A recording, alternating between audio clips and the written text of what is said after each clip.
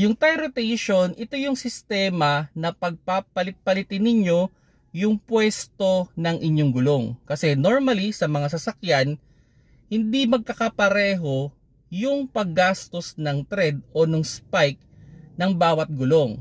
So halimbawa, yung nasa sa harap ninyo, pwede siyang maging makapal pa, pero yung nasa likod ninyo ay manipis na dahil siya ay rear wheel drive.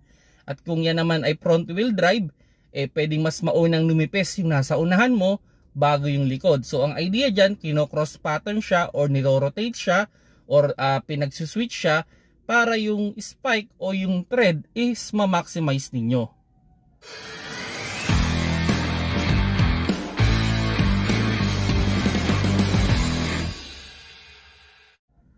Hello mga paps, I'm Kuya Shane at yun, meron tayong na-receive na question at ano daw ba yung tire rotate.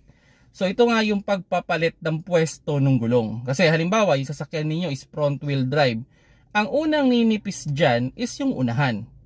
At yung likod ay hindi masyadong ninipis. At kung yan naman ay rear wheel drive, yung likod ang unang ninipis at yung harap naman ang hindi agad ninipis. So para mabalansin ninyo yung pagkaupod ng gulong at ma-maximize ninyo yung gulong ninyo, pwede nyo siyang i-cross pattern, pagpapalitin nyo yan, or pwede nyo yung nasa harap dadalhin nyo sa likod at yung nasa likod dadalhin nyo sa harap.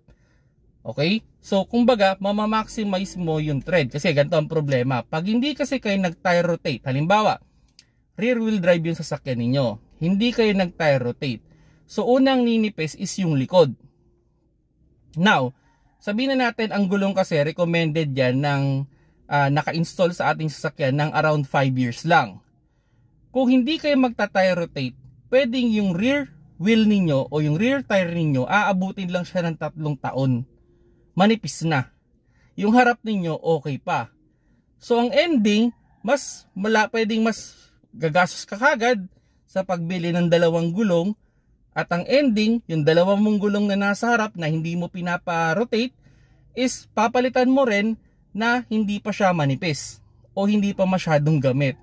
So kaya nagkakaroon ng rotation para ma-maximize mo yung gulong. At syempre, ma-maximize mo rin yung grip mo sa kalsada. Kasi mahirap naman itatakbo yung kalbong gulong. So wala yung spike. So wala yung kapit sa kalsada, no? Unlike nung balance yung grip niya, okay? Or sabihin na natin lahat ay may tread pa. So mas maganda yung kapit mo sa kalsada. Actually, na-post ko to. At yung question nga dito is yung kasama ba yung spare tire sa pag-rotate ng gulong? Well, depende yan dun sa type ng spare tire. Kasi kung kapareho ng spare tire yung mga gulong, pwede siyang isama. Pero normally, hindi talaga siya sinasama. Kasi yung spare tire naman is nakatago naman yan. So hindi naman yan naaarawan. So hindi yan kagad nagdi-deteriorate. Unlike ng mga nasa labas na gulong na talagang exposed sa init, exposed sa sunlight, so mas mabilis talagang mag-deteriorate yan. And kung iba yung size, hindi mo siya maisasama. Now, ang isang diskarte dyan para makatipid kayo, halimbawa, senaryo na lang, magpapalit kayo ng 2 gulong. Same size, no? Same rim lang naman kayo. Pwede nyong gamitin yung spare tire ninyo at bumili lang kayo ng same brand at same size nung gulong ng spare tire ninyo. So isa lang ang bibilihin ninyo, pwede nang tumakbo ulit yun. Okay? So yun lang mga paps yung idea, no? Pang tipid mode lang yun ha. Pero kung talaga medyo mataas yung standard ninyo, mas maganda, pinapalitan nyo na sabay-sabay. Kung nagustuhan nyo yung video, pakilike na lang mga paps.